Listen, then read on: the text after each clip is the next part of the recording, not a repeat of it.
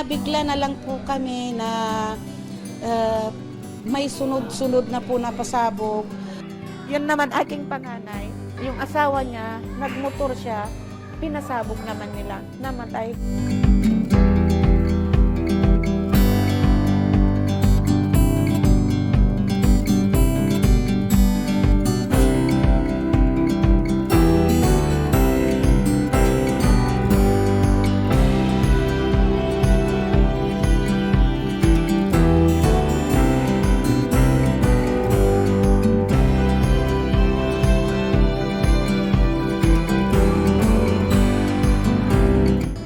Kaming factory ng charcoal, recycling, tapos may mga poultry kami ng chicken. Yung ari-arian namin, yung pinundar namin lahat sa isang iglap na wala kasi dahil lang sa apekto ng gera.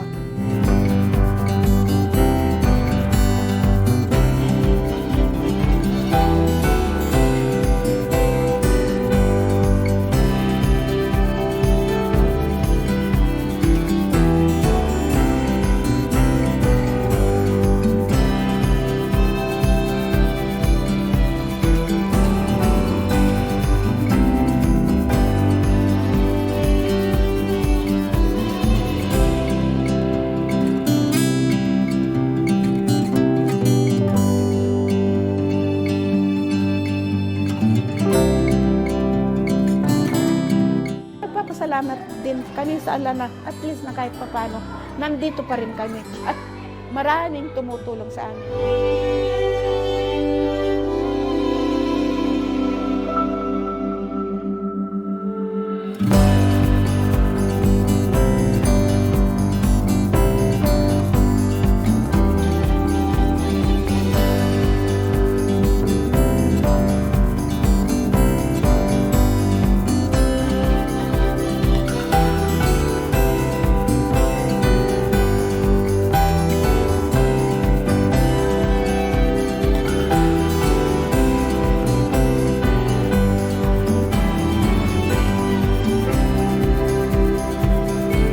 Namin na kailangan nila ng daily financial. Simpleng lutong bahay, kung ano yung alam nila, ibenta dito para yung mga tao buy for a cost. Nakakatulong din sa amin kasi medyo nalilibang kami. So nagkakaroon kami ng konting inspirasyon.